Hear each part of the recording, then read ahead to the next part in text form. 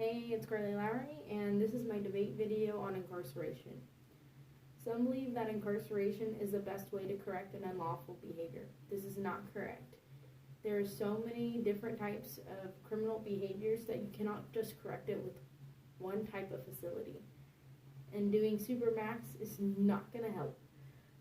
Juveniles end up becoming your first essential priority. Many inmates start out at a very young age. We look at the general strain theory to explain a few things for us.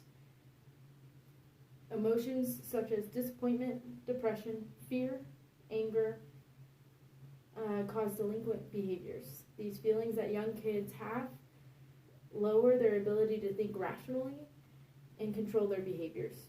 Youth tend to look for an escape from these feelings, such as drugs, violence, and or gangs. This leads to youth becoming incarcerated at a very young age. We cannot just incarcerate them and not explain why they're feeling the way they are and help give them the right resources to be able to regain how their emotions are and restructure their life.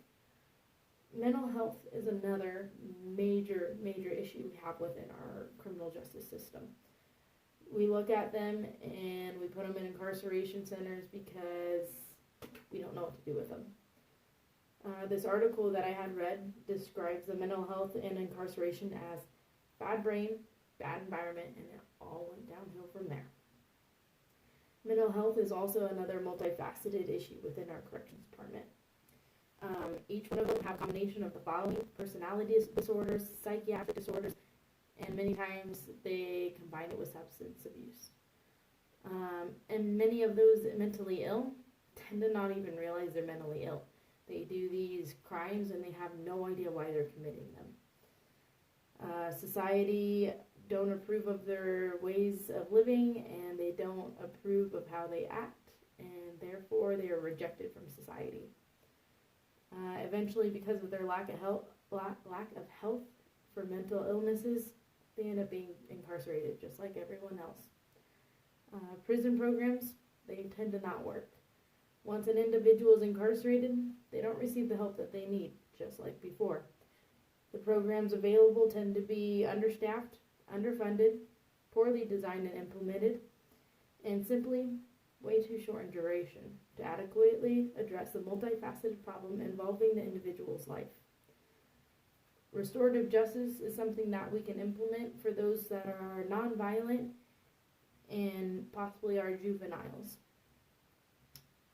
This allows the city to conduct intervention programs, and this is done through victim offender mediation, family group conferencing, neighborhood representative boards, or circle sentencing. Reparative justice programs allow for offenders, victims, and various members of the community to come together to identify types of level of harm suffered, allow victims to express their concerns, and allow for the offender to explain why they committed the crime that they did. This could be implemented for, like I said, juveniles or nonviolent crimes. A new gen jail could be good use for those who are more violent or have committed more serious crimes. The new generation jails cater to those who may not have received treatment beforehand, and they would house only up to 60 inmates. This would allow our staff to be able to focus on those inmates, give them the security and the attention that they need to have, and they would be able to communicate better and allow them to get to know each one of those inmates and be able to better help them. Aftercare should be mandatory. There shouldn't be just a release and hope they don't come back. Most of the time, they return.